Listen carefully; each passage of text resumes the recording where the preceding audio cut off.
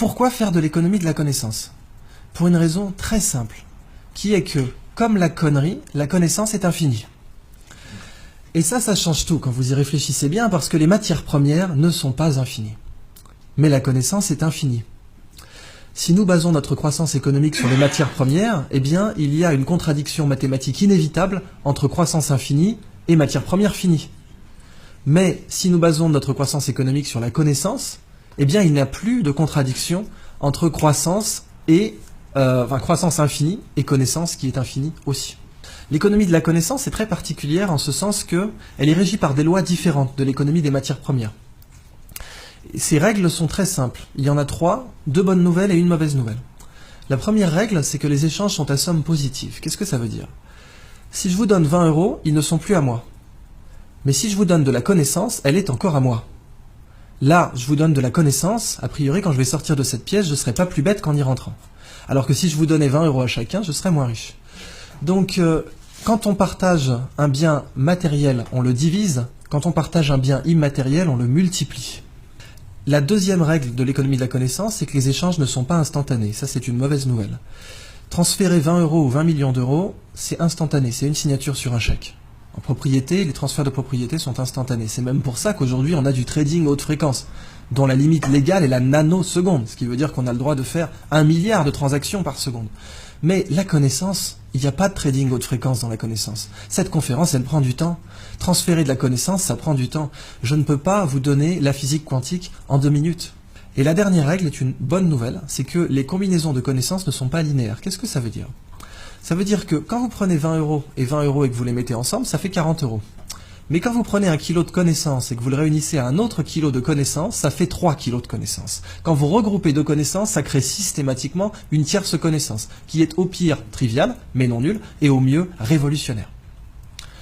Eh bien donc le biomimétisme s'inscrit dans ce paradigme de l'économie de la connaissance, et c'est là que je veux que vous voyez vraiment à quel point c'est une révolution sociale, environnementale, avant d'être une révolution technologique. Et le biomimétisme, c'est la science qui dit « la nature est une bibliothèque, lisez-la au lieu de la brûler ». La nature, en fait, elle est high-tech. Ce petit coquillage, il produit une toxine. La muconotoxine, c'est un cône du Pacifique, très dangereux, mais si vous avez des gants, aucun danger, puisque le dard ne pénètre pas un gant de plongée. Ce coquillage, il est vendu à 3 $ sur les marchés parce qu'il est joli. C'est vraiment pour moi la représentation du fait qu'on brûle la nature au lieu de la lire, parce que vraiment, 3 $ le coquillage, c'est une des utilisations les plus débiles qu'on pouvait faire de ce coquillage. Avez-vous une idée du prix de sa toxine au kilo? Sachant que la demande mondiale est supérieure au kilo. 1 kilo d'or, on va prendre ça comme étalon, 1 kilo d'or c'est 30 000 €. 100 000, donc 3 fois l'or. C'est plus. Elle sert à quoi la toxine? Elle est très utilisée en neurotechnologie, elle permet de faire des neurotechnologies avec un niveau de détail incroyable, donc c'est des nanotech, neurotech, elle est aussi utilisée en neurochirurgie, etc. Très grosse demande mondiale qui ne fait qu'augmenter. Je vous laisse faire le calcul, 800 $ le milligramme. Ça nous fait du 800 millions de dollars le kilo. L'or et le platine, c'est du terreau de jardin en comparaison. Ce qui est dingue, c'est qu'on les vend à 3 $ le coquillage. Et il est en voie d'extinction à cause de ça. La crevette menthe religieuse. Alors elle, c'est la crevette de tous les records, quoi. Cette crevette peut vous péter une main ou un bras. Elle est grande comme une langoustine. Il y en a 400 espèces dans le monde. Et vous voyez ici, elle a des petits marteaux là. Un peu comme des marteaux à fruits de mer pour casser des tourteaux. Et c'est justement ce qu'elle fait. Elle casse des crabes avec. Seulement quand elle envoie son marteau pour casser un crabe, elle lui donne l'accélération d'une balle de fusil d'assaut. Si nous on était capable d'envoyer une balle de baseball à 1/10 de cette accélération, on la mettrait sur orbite. Ce marteau casse évidemment un aquarium blindé, puisqu'il a l'énergie cinétique, il aura la vélocité finale d'une balle de fusil, mais il a une masse supérieure. Évidemment, si vous l'arrachez, il repousse, parce qu'après tout, pourquoi pas. Cette crevette, quand elle envoie son marteau, il se forme des étincelles sous l'eau. Ça va tellement vite que vous avez des étincelles. Et ces étincelles, on les a mesurées à 22 000 Kelvin, c'est la température à la surface du Soleil. Quand cette crevette envoie ses marteaux, il se forme une bulle d'air autour, qui s'appelle une bulle de supercavitation. La supercavitation a été étudiée au départ par l'armée russe pour faire des torpilles qui peuvent aller à plus de 150 km/h sous l'eau. Et aujourd'hui beaucoup plus, paraît-il. Les torpilles Shkval, dont les Russes ont donné la technologie à l'Iran, ce qui serait une des grandes raisons pour lesquelles les Américains n'ont pas déployé de porte-avions trop proches des côtes iraniennes, parce que ces torpilles peuvent sniper un porte-avions. Les Chinois prétendent, avec la technologie de supercavitation, avoir mis au point un sous-marin qui pourrait faire 500 nœuds sous l'eau, en se déplaçant dans une bulle d'air.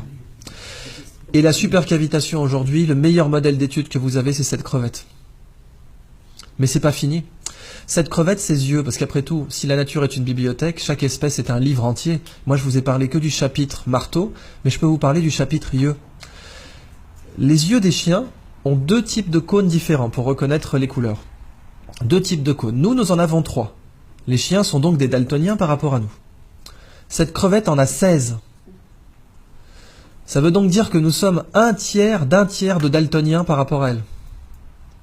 Elle est très colorée, mais la couleur que nous on voit, ce n'est rien par rapport à celle qu'elle voit. 16 cônes. Les Américains se sont inspirés de ces yeux pour concevoir une caméra qui permet de détecter rapidement les cellules cancéreuses dans les biopsies.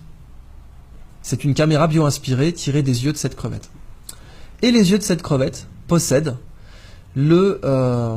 l'écran solaire le plus efficace connu de l'homme. Les mycosporine-like aminoacides, qui sont des écrans solaires naturels, produits par les espèces pélagiques. Ces écrans solaires sont très intéressants commercialement parce que nos écrans solaires sont des perturbateurs endocriniens pour les coraux. Et quand on se baigne avec de la crème solaire, eh bien, on détruit les coraux. Si on avait ces écrans solaires, on serait mieux protégé et on ne détruirait pas les coraux. Dans le biomimétisme, un écosystème inexploité, c'est comme une nappe pétrolière. Sauf que, quand vous l'exploitez, vous ne le détruisez pas. Vous prenez le livre, vous en faites une photocopie et vous le remettez en rayon. Et en plus, il y a beaucoup plus d'argent à faire comme ça. Donc c'est juste plus rationnel de faire comme ça. Alors voilà donc la fin de ma présentation sur le biomimétisme. Je vous donne simplement un épilogue pour vous parler de la Blue Economy, qui est l'application du biomimétisme à l'industrie. Et la Blue Economy, c'est une 3e histoire que je ne développerai pas, mais dont je vous donne simplement l'incipit, qui est imaginer un monde sans déchets. Imaginez un monde où la prochaine fois que vous verrez un déchet, il faudra emmener vos enfants au musée. Regarde maman, une canette de crocs. C'est fou ça. Ce monde, on sait qu'il n'existe pas aujourd'hui. En fait, il existe, c'est la nature. Quand les feuilles tombent des arbres, on n'organise pas un système de ramassage. Dans la nature, les déchets n'existent pas, parce que la nature produit en cycle. Mais nous produisons en ligne. Et du coup, nous sommes la seule espèce aujourd'hui qui produit des choses dont personne ne veut. Et quelque chose dont personne ne veut, ça s'appelle un déchet. C'est la phrase de Gunther Pauli, ce n'est pas à la nature de produire comme nos usines, c'est à nos usines de produire comme la nature. Et si nous faisons comme ça, nous serons non seulement beaucoup plus rentables, mais en plus il n'y aura plus de déchets.